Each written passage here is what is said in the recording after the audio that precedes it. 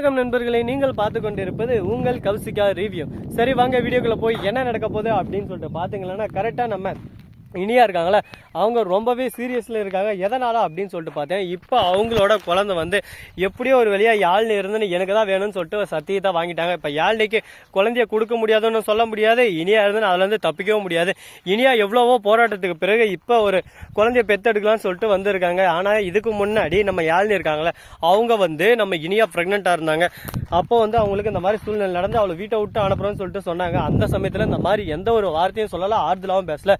அப்படி இப்படின்னு சொல்லிட்டு தேவையில்லாத அவதூறான வார்த்தையால தான் அவங்கள ரொம்பவே திட்டி அவமானப்படுத்தினாங்க. அந்த நேரத்தில் இவங்களுக்கு வந்து அவங்கள பற்றி எந்த ஒரு அக்கறையும் இல்லை. இப்போ வந்து இவங்களுக்கு ஒரு தேவைன்ற போது அவங்க வராங்க. இதை நினைக்கும் போது தான் ரொம்பவே கேவலமாகவும் அருவறுப்பாகவும் இருக்குங்க.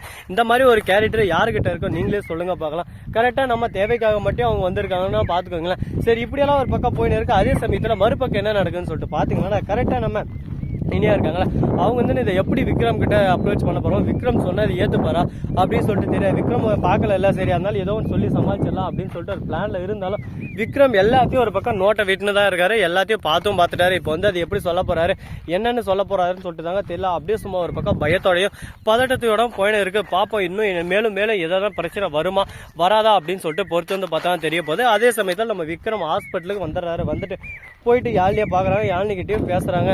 ஒன்றும் கவலைப்படாத, எல்லாமே நல்லது நடக்கும். இப்போ பாரு எங்களுக்கு நல்லது நடந்திருக்கலாம், அந்த மாதிரி தான் ஒரு நல்லது நடக்கும் அப்படின்னு சொல்லிட்டு சொல்றாங்க. உடனே அந்த சமயத்தில் மாமா நான் இனியா கிட்ட சத்தியம் வாங்கிட்டேன், உங்களுக்கு பிறக்க போற குழந்தை உங்க குழந்தை இல்லை, அது ஏன் குழந்தை அப்படின்னு சொல்லிட்டு சொல்றாங்க. இதை கேட்டதும் ஒரு பக்கம் நம்ம விக்ரமுக்கு என்ன பேசுறது எது பேசுன்னு சொல்லிட்டு தெரியலைங்க.